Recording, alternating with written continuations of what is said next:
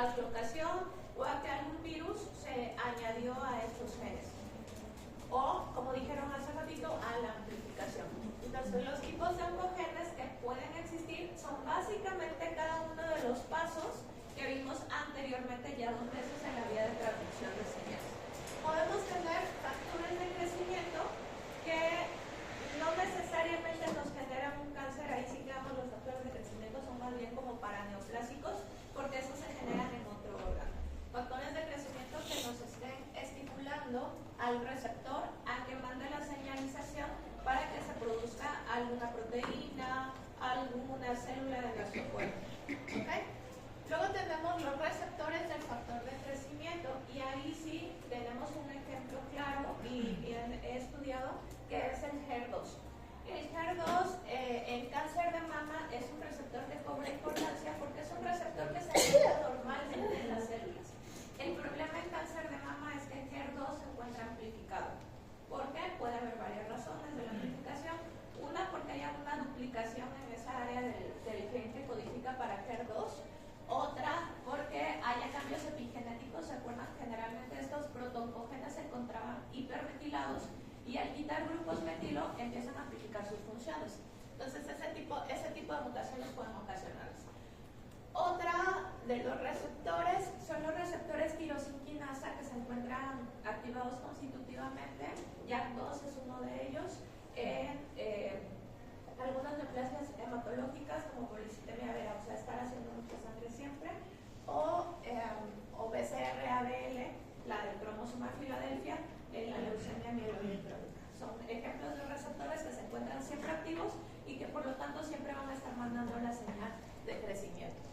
Y luego tenemos que también pueden estar amplificada o haber tenido ganancia de función las proteínas que participan en la señalización río abajo, cascada abajo de señales intracelulares. Casi siempre las vías más estudiadas, y también porque se implican más en cáncer, vía RAS, como ya dijeron, cáncer de pulmón, colon, páncreas, y también en melanoma, y la vía BRAF, que es otra familia, en melanoma y cáncer de colon, que pueden estar también mutadas por alguna razón y provocan esto.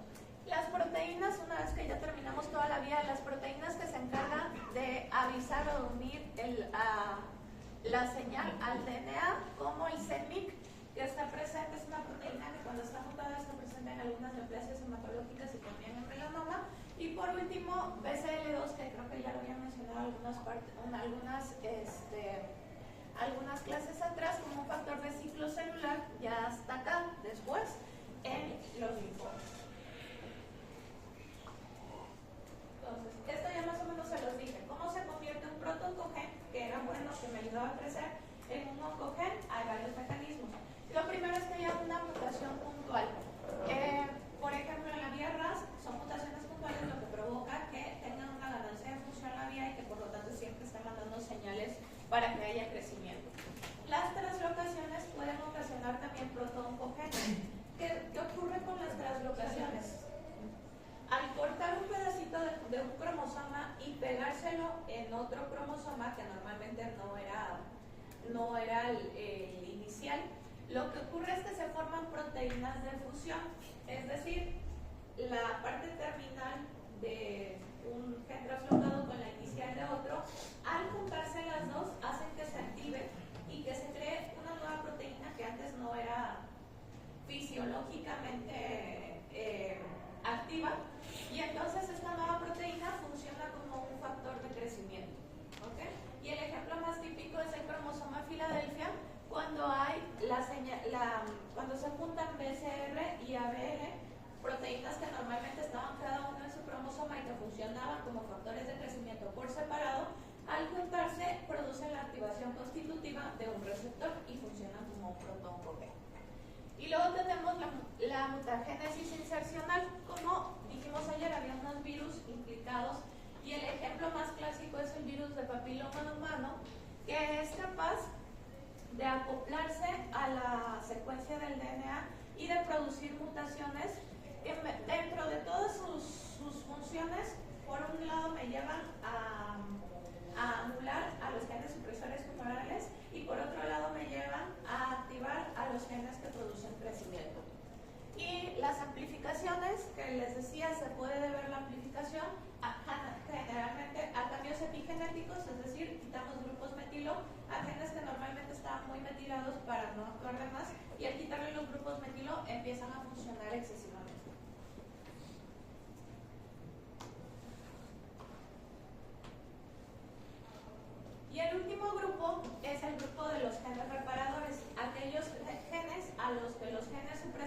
del punto de control llaman cuando algo en el DNA está mal.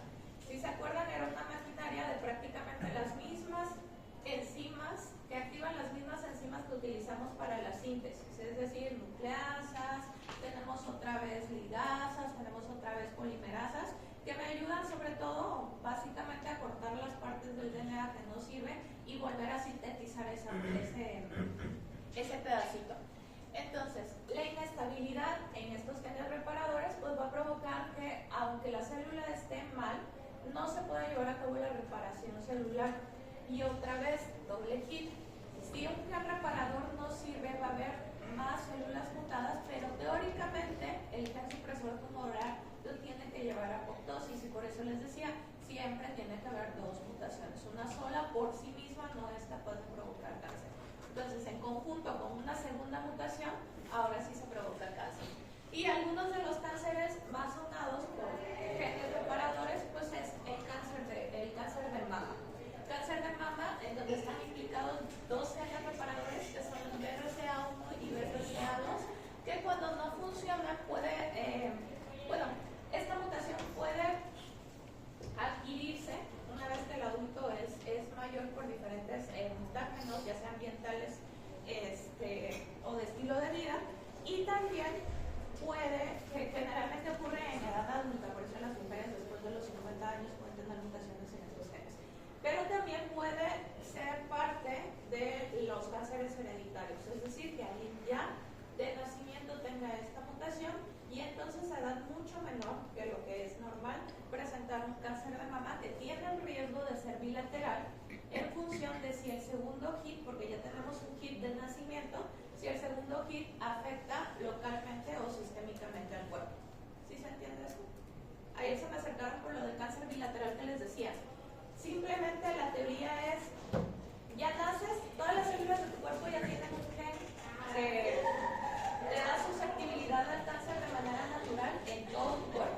Entonces, ya tienes el primer hit que se necesita para tener cáncer. El segundo hit puede solamente atacar a una parte, a un órgano específico, o puede ser algo que ataque también a todas las células del cuerpo. Si, por ejemplo, el problema fue la exposición a radiación, la exposición a petróleo, pues ese hit no va a ser local, no va a ser una agresión local, sino va a funcionar de forma sistémica, y por eso hay mayor riesgo de presentar cánceres bilaterales. Pero también si fuera algún traumatismo que por infección repetida, por estímulo repetido, provocó el segundo hit, entonces eso puede dar solamente un cáncer bilateral. O sea, se pueden presentar los dos, pero es más común que se presenten bilaterales. El cáncer de colon, ya mencionaron, puede haber dos síndromes familiares en cáncer de colon, una es mutaciones del GPCA y el otro es el síndrome de Lynch. En PSA lo que cambia básicamente es casi todos los cánceres de colon vienen de pólipos. O sea, las personas después de los 50 años, cuando tienen factores de riesgo, una mala dieta, consumo alto de carnes rojas, etcétera, se les recomienda que después de los 50 años se hagan por lo menos cada 10 años una colonoscopia. Y el objetivo es ver si no tienen pólipos, porque los pólipos se pueden malignizar al cabo de un tiempo. Entonces, el PSA, cuando está alterado, provoca la malignización más rápida de esos pólipos. Pero el síndrome de Lynch no hay necesidad de que haya, por error en la reparación del DNA, no hay necesidad de que pase primero por pólipos, sino me puedo ir directo a cáncer de colon sin que haya habido algún aviso antes de esto. Y es de agregación familiar. Y luego tenemos la serodermia pigmentaria, en donde, si se acuerdan, esto era más en personas de piel blanca, que la luz ultravioleta les afectaba y producía un mutageno que hacía que las timinas hicieran enlaces entre ellos y entonces no se podían acoplar a su base del frente. En la serodermia pigmentaria tenemos un error en la reparación de estos enlaces entre timinas y entonces eso provoca mayor susceptibilidad, mayor riesgo de cáncer de piel.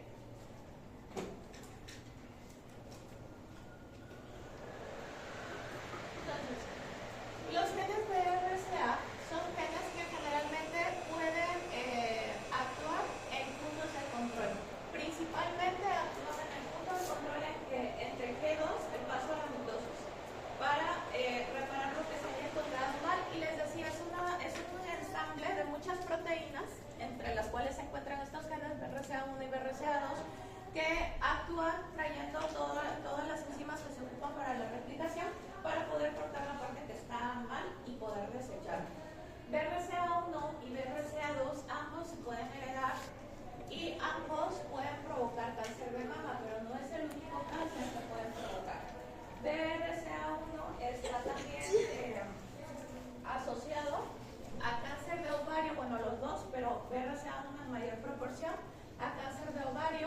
los hombres pueden provocar cáncer de próstata y también están asociados a un pequeño porcentaje de cáncer de páncreas. Entonces, las familias que tienen mutaciones de BRCA1 o BRCA2, no solamente las mujeres tienen el riesgo, sino también los hombres pudieran llegar a presentar cáncer de próstata a edades más tempranas o incluso cáncer de páncreas, que es mucho más agresivo.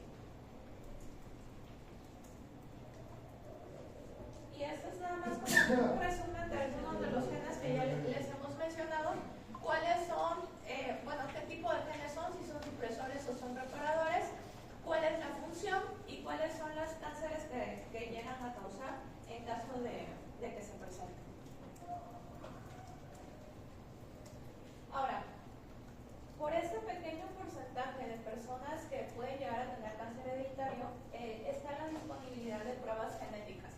Generalmente lo que se hace, bueno, depende mucho de lo que se esté buscando, pero generalmente la mayoría son mutaciones que ya se conoce cuál es la más común y entonces se hacen PCRs para detectar si está o no presente la mutación.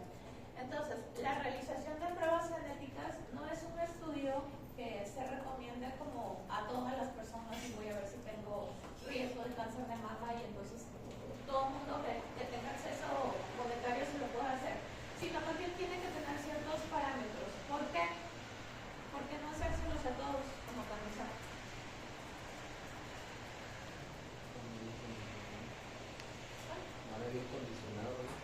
Primero, eso, el impacto psicológico que pueda tener. Acuérdense que son enfermedades de herencia autosómico dominante, pero de penetrancia reducida. Quiere decir, eso no va a ser para que yo tenga el cáncer.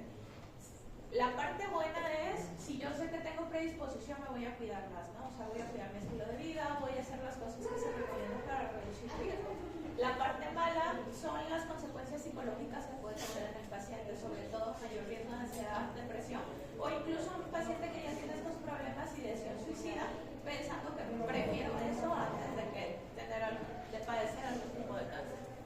Entonces, solamente se recomienda cuando se cumplan estos 4 requisitos. Primero, que haya antecedentes en la familia de cáncer o cánceres que puedan estar asociados. Por ejemplo, lo que dijimos con BRCA, familias que hayan tenido mujeres con cáncer de mama a edades más tempranas que lo que es normal y que además por ahí haya algún paciente, algún hombre con cáncer de próstata y que también se encuentre alguien con cáncer de páncreas. Entonces ya me va dando una idea de qué gen puede estar afectado, porque no siempre los cánceres, sobre todo cánceres como páncreas u ovario, no nos dan la oportunidad por su rápido crecimiento y porque generalmente son cánceres que se diagnostican en etapas avanzadas, no nos da la oportunidad de hacer todo el abordaje y las pruebas genéticas a quien lo padeció.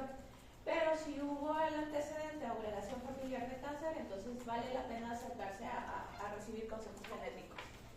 Segundo, que la prueba puede interpretarse adecuadamente, o sea, que haya alguien, no es como que voy y me voy a hacer la prueba y luego no supe ni qué salió, pero ya me preocupé porque no sabía qué me dijeron, sino que haya alguien, algún médico que esté relacionado con este tipo de pruebas y que pueda explicar qué es lo que la prueba o el resultado quiere decir. Segundo, que el resultado vaya a influir, tercero, que el resultado vaya a influir en el tratamiento médico. Algunas de estas pruebas son muy importantes precisamente por lo que ya han estado mencionando, que es la terapia blanco. Tenemos, por ejemplo, en HER2, en cáncer de mama, tenemos medicamento que actúa suprimiendo esa amplificación de HER2. En BCR-ABL, leucemia mieloide crónica, tenemos medicamento que me inhibe el receptor que está activado. Entonces, si esto me va a ayudar para tratar un cáncer, entonces vale la pena hacerlo. Y para quien todavía no tiene cáncer, si puede ayudarme, porque puedo hacerme, por ejemplo, una mastectomía y puedo decidir si me quito de una vez ovarios, si me quito de una vez útero, porque también están implicados en BRCA, entonces vale la pena realizarse las pruebas por profilaxis. Y por último, se identificó ya un caso índice como portador de predisposición al cáncer hereditario. O sea, alguien de la familia sí se pudo abordar completamente, ya se sabe que tiene la mutación, entonces sí, con mucha más razón está recomendado a los miembros cercanos de la familia poder realizarse estos estudios para ver si hay predisposición.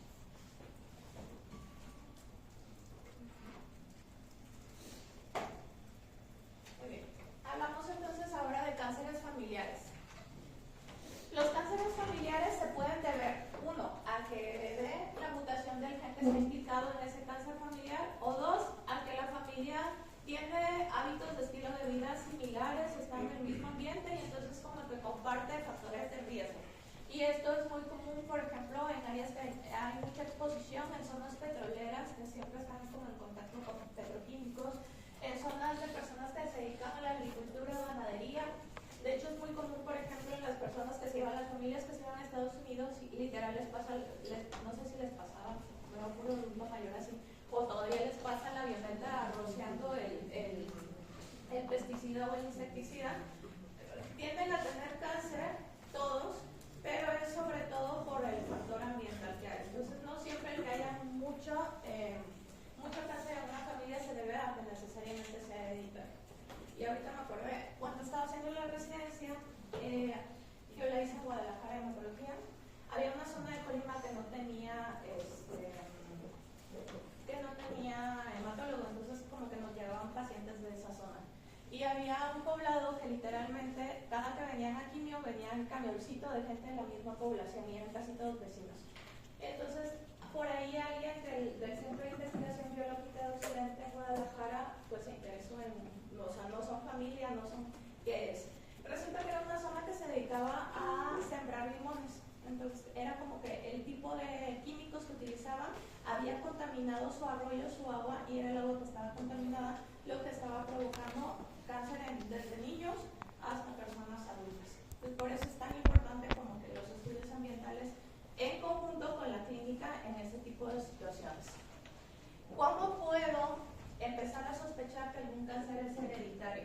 Bueno, primero, hay varios pacientes que son familiares cercanos con un mismo tipo de cáncer o cánceres que se asocian. Otra vez BRCA, que también presenta mama, pero presenta ovario y presenta próstata y presenta páncreas, entonces que tienen de un tipo que se pueda asociar.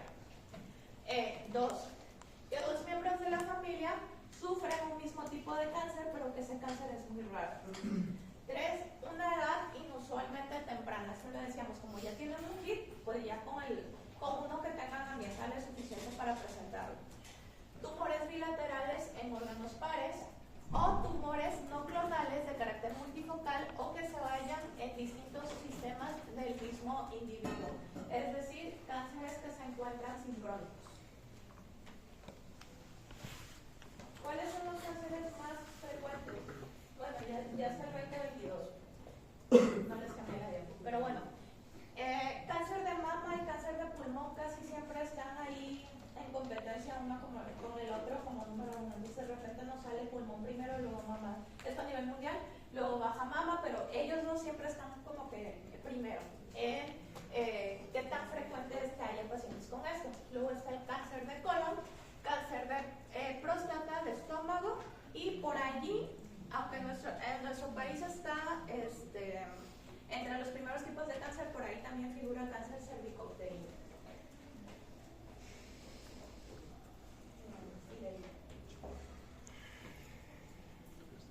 Los cánceres familiares son en realidad la menor proporción de cánceres, y esto depende mucho de qué cáncer estemos hablando, pero raramente superan el 10%. Cáncer de mama, los más frecuentes, dentro de las alteraciones familiares más frecuentes vamos a tener mama con BRCA1 y BRCA2, cáncer de colon con el PSA, poliposis adenomatosa familiar, y el cáncer sin poliposis, que es el síndrome de Lynch. El de próstata también por mutaciones, hombres con mutaciones en BRCA1 y BRCA2, y cáncer de estómago, que también me puede causar el síndrome de Lynch. No tenía por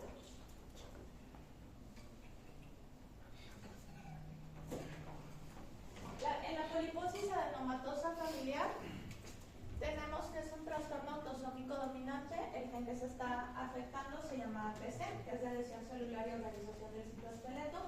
Es un trastorno relativamente raro, uno de cada 10.000, y se caracteriza por aparición de numerosos pólipos que son benignos de inicio en el colon. Generalmente las enfermedades, los pólipos, la presencia de pólipos se asocia más a una mala dieta, se asocia más a consumo excesivo de carne roja, a estreñimiento, y eso va lesionando y provocando la aparición del pólipo, sobre todo hacia los 50 años de edad. En el caso de alteraciones en PSA, sin necesidad de que haya estos factores de riesgo, se presentan muchos pólipos, y les decía hace rato, inicialmente el pólipo es benigno, tiene de volverse maligno. Entonces, pólipos de más de 1 centímetro, que tengan una histología vellosa y con alteraciones adicionales tienen alto riesgo de volverse malignos. Y entonces tenemos primero adenomas benignos, tumores benignos. Diferencia entre tumor maligno y benigno. O sea, porque hay lipomas, ¿no? ¿Cuál? Invasión de tejidos. Y con invasión me refiero a en su mismo lugar y sobrepasan su lámina propia. ¿Okay? No sé si alguien ha sacado algún lipoma. Una bolita de grasa. Generalmente salen encapsuladas. Entonces esa es una de las características de los benignos. Hacen su propia cápsula que impide que sobrepasen la lámina o invadan otros tejidos. En el caso de los malignos ya no hay, pierden esa cápsula y empiezan a invadir tejidos vecinos.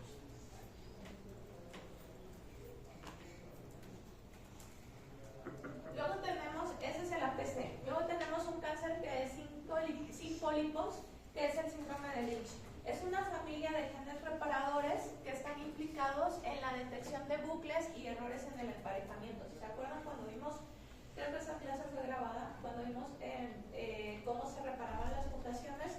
Teníamos que el síndrome de Lynch, cuando por algo tuvimos pares de bases que no están emparejadas, entonces tenía que llegar a esta familia de genes para quitar todas estas bases mal emparejadas y poder hacer toda la secuencia.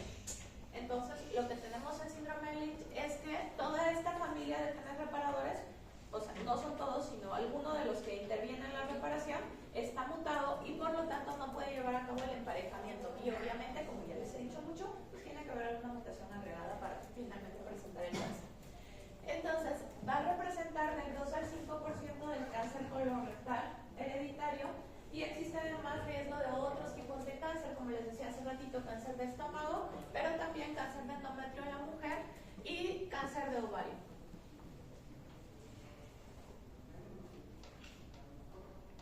Y si ven las medias de edad, en el caso del síndrome de Lynch, sí son generalmente cánceres que sí se diagnostican más o menos a la edad que es normal para esos tipos de cánceres.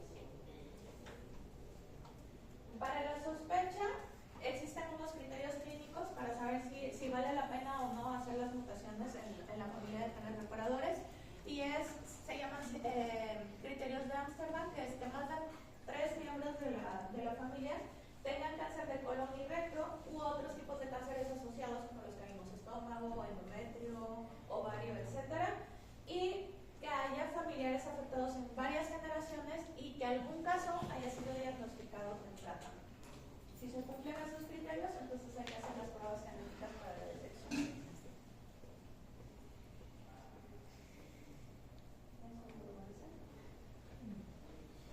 Muy bien. Papelito. Entonces, bueno, entonces, ¿cómo detectamos estas mutaciones? Porque dijimos hace ratito, pueden tener implicaciones en el diagnóstico de la enfermedad, en el pronóstico de la enfermedad. Entonces, pues las técnicas que utilizamos son un poquito de las que ya hablamos. Actualmente se usan técnicas genómicas para poder catalogar en forma exhaustiva estos cambios genéticos y se espera que poder detectar exactamente cuáles genes están implicados permite el descubrimiento que de 15 años para acá ha sido exponencial de las llamadas terapias blanco. Entonces, ¿se acuerdan de esto? Los microchips de ADN. Entonces, son pruebas que sobre estas me sirven más para investigación. Les decíamos, es posible detectar un montón de mutaciones. Ahora, si por ejemplo hablamos de cáncer de próstata, ¿qué genes podrían estar mutados? BRCA1. ¿Qué más? Bueno, se las pongo más fácil, mama. BRCA1, BRCA2, puede estar implicado HER, puede estar implicado TP53 porque es el de todos, ¿no? Entonces, si ya conozco cuáles son los genes implicados, hago un análisis de microarreglos, se hace más a nivel poblacional, para poder detectar de una sola vez todas las posibles mutaciones que hay. ¿Y para qué me sirve esto? que más se presenta para poder desarrollar o enfocar los esfuerzos de la industria farmacéutica en desarrollar terapias sobre ese gen que me está causando más problemas. En el caso del cáncer de mama, por ejemplo, HER2, el tener receptores para HER2 en su tiempo fue, pues, o sea, ya no hay mucho que hacer, ¿no? Y actualmente que tenemos medicamento para eso, pues ya es como que es peor no tener receptores contra nada, porque entonces sí ya no tengo terapia blanco que me pueda servir. Entonces es como va evolucionando y cómo va cambiando. ¿Qué puedo utilizar? Depende mucho de lo que esté estudiando, ¿ok? Entonces se puede utilizar desde PCRs, pruebas de FISH, por ejemplo, para si conozco alguna translocación. ¿Se acuerdan de esa imagen? Nos vamos olvidando. Bueno, este era el cromosoma Filadelfia, era una translocación entre el 9 y el 22. Por ahí tenemos la terminación, bueno, las proteínas que normalmente se translocan, se unen, BCR y ABL, BCR en verde, ABL en rojo. Si estos dos marcadores, estos dos colores de fluorescencia están unidos, quiere decir que la translocación está presente. Y dijimos hace rato, cuando se unen estas proteínas que me servían para crecimiento, pero que normalmente no estaban juntas es como darles gasolina para que empiecen a producir a tope. ¿Ok? Entonces, la detección por medio de esas técnicas o por medio de PCR para exactamente la mutación que más frecuente es, me puede ayudar para determinar. Y aquí les pongo un ejemplo. ¿Se acuerdan en qué estaba mutado PCR? Mieloide crónica. Bueno, en otras, pero así, la de siempre, mieloide crónica. Una persona, cuando tenemos una sospecha de leucemia mieloide crónica, mandamos a hacer una PCR. Se puede hacer FISH también, obviamente, porque está. Pero lo que nos sirve para el seguimiento es hacer una PCR que es cualitativa. O sea, no solo me van a decir si está o no presente la mutación, sino cuántas copias están presentes. Se usa la comparación contra el número de copias de ABL que tiene el paciente. 100% de nuestras células deben de tener ABL. Entonces, tengo 100% de ABL, ¿qué porcentaje tengo de BCR-ABL? No sé si me explico. Es como el comparativo para saber del total de células. Generalmente los pacientes con LMC cuando debutan muy cerca del 100%. O sea, casi todas sus células presentan la mutación. Cuando empiezo a dar la terapia blanco, que serían los inhibidores de tirosinquinasa, o sea, los que me evitan que esta activación constitutiva del receptor se siga produciendo, entonces esto es capaz de bajarme las copias, y ese es el objetivo a un año de tratamiento, a niveles indetectables. Si hay por ahí mal apego a tratamiento, desabasto, que casi no pasa en nuestro país, pues puede haber pérdida de la respuesta. Y entonces tenemos por eso medicamento de segunda, tercera y X generación, ¿no? Dependiendo, porque luego se van agregando otras mutaciones, que es lo que siempre pasa en cáncer. Siempre se busca una salida y inicialmente había estas mutaciones y se van agregando. Entonces hacemos análisis de mutaciones para ver exactamente qué terapia blanco me va a servir para volverlo a llevar a cero. ¿Quién hace quién hace los medicamentos? ¿El hematólogo o el oncólogo? Para los hematológicos, hay por ahí algunos cánceres, próstata, por ejemplo, que son susceptibles a inhibidores de tirosinquinasa, pues ahí sí lo tienen que hacer. Pero por los hematológicos. Entonces, para esto les decía, las pruebas genéticas me sirven para tratar el cáncer. Algunos de los medicamentos, imatinib, ya lo mencioné ahorita, fue el primer medicamento, así como el primer gran paso en tratamiento del cáncer, porque fue la primera terapia blanco. Y la leucemia mieloide crónica, si es que se tiene buen apego, sin ver desabasto y todo, puede ser indetectable simplemente con un medicamento que es tomado. O sea, ni siquiera quimioterapia ni nada, es pura terapia blanca. Es uno de los pocos cánceres que tienen una sola vía de crecimiento. Si hay más vías, pues obviamente no basta con un solo medicamento. Ruxolitinib para los cánceres que tienen mutado otro receptor que se llama JAK2, tenemos este medicamento y de ahí hay esas son primeras generaciones, de ahí para arriba. Para HER2 tenemos el trastuzumab, es un anticuerpo monoclonal que va a inhibir al receptor. ¿Qué quiero decir con anticuerpos monoclonales? Vienen de una sola célula. ¿Perdón? Son anticuerpos que vienen de una sola célula. Son anticuerpos que vienen de una sola célula, producidos en laboratorio, generalmente murinos. Bueno, depende de lo que se haya utilizado, el tipo de tejido, pero son anticuerpos, es decir, ya están marcados contra qué van. Entonces, este es un antigergos. Actúa directamente, así como nosotros producimos, nos da gripa y producimos nuestros anticuerpos contra el virus que haya sido, así igual se hace, pero ya con un blanco específico. Entonces, trastuzumab va específicamente contra los receptores HER2 en cáncer de mama, y esto vino a revolucionar el tratamiento de cáncer de mama porque les decía hace ratito, tenías HER2, o sea, quimio y a ver cómo respondes y ya no hay nada más. Y actualmente incluso es mejor eso a que tengas un triple negativo, o sea, que no tengas ni receptores de estrógenos, progestágenos ni de HER2. Y pembrolizumab ya tiene algunos años con nosotros, tenemos unos 7 años. Anticuerpo monoclonal contra PD1. Ayer hablamos de PD1 y cuál era la función, ¿sí se acuerdan?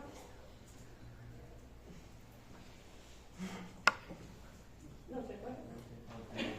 Nada más está ligando y pues para que la célula pueda destruir, pero pues al inicio pues no la destruyen. Exactamente. Entonces, esto es un mecanismo que utiliza la célula tumoral para que haya un como encubrimiento. Obviamente, si hay una célula que no es propia porque ya perdió su función, porque ya no tiene las mismas características que una célula normal nuestra, lo que esperaríamos es que nuestro sistema inmune ataque. Pero el cáncer tiene la posibilidad de hacer esto, de ligarse por medio de las proteínas PD1 y PDL1 ligando para hacer que sea irreconocible, o sea, para hacerse pasar por célula buena y no pasa nada. Entonces, el pembrolizumab es un anticuerpo monoclonal que inhibe esta unión para que el cáncer siga siendo algo reconocible para nuestro sistema inmune y nuestro sistema inmune pueda seguirlo atacando.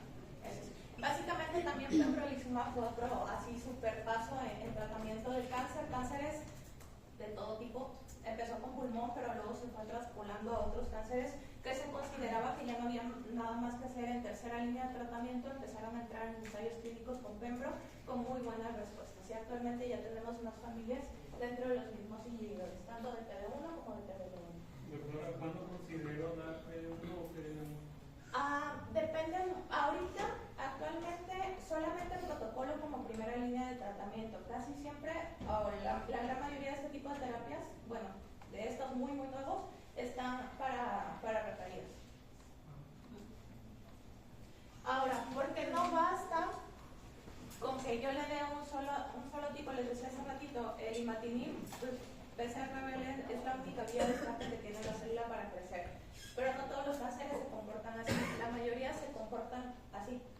Es decir, todas esas partes que están señaladas en rojo son vías de escape ya mutadas de un cáncer avanzado en donde hay que combatirlas. Por eso hasta ahorita seguimos dando quimio inmuno, o sea, quimio más terapia blanco, porque no es suficiente con que yo solamente le dé un inhibidor de NM3 o de IDH, porque no me va a dar. ¿Sí? Tenemos la célula muta también y tiene un montón de vías alternas. O sea, el objetivo es que algún día podamos solamente con terapia blanco llegar a eso. Y creo que ya vamos a hacer. Para la próxima semana vamos a ver si